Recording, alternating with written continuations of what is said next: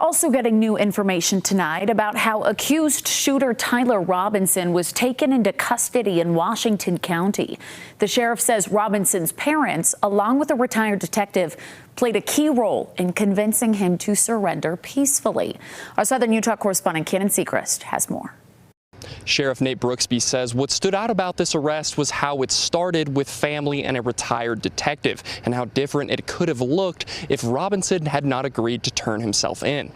On September 11th, the day after the shooting, Brooksby says he received a call from a retired detective who believed he knew the shooter. I couldn't fathom what actually came out of his mouth. So he said, "Hey, I know who Charlie Kirk's shooter is.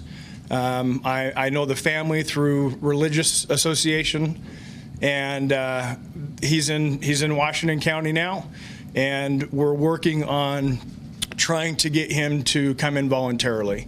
Within an hour, that detective drove Tyler Robinson and his parents to the Washington County Sheriff's Office. Investigators say his parents talked him out of taking his own life. Robinson told them he was afraid of being shot by police or having a SWAT team show up at his door. Part of the negotiation and getting him to bring himself in was that we would treat it as delicate and as soft as possible to make him feel comfortable to where he would show up at my office, and that's exactly what happened. Once inside, Robinson sat quietly in a room for 2.5 hours until federal agents and lead investigators arrived. Officials described his mood as quiet and somber and said he was not handcuffed when he first came into the building. Tyler knew it was just inevitable with all the law enforcement pressure that his picture in the news, the gun on the news. He knew it was inevitable that he would be caught. Brooksby says the case is still a shock to him and the community, especially because of Robinson's ties to Southern Utah. This kind of stuff doesn't happen in Utah. Unfortunately, it did. But then to have the suspect be a Utah resident who literally went to the same high school I went to, it's a double shock factor that one in Utah, and then the suspect happened to be homegrown Washington County boy.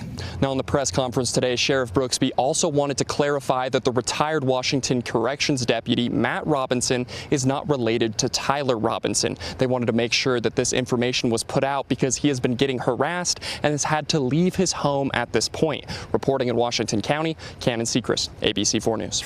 Cannon, thank you very much. Some new details there on a case we expect much more developments to come through on. Continue to stick with us here on ABC4 News as we bring you the latest coverage on the assassination of Charlie Kirk and the case to follow. You can do that here, online, or on our News for Utah Plus streaming app.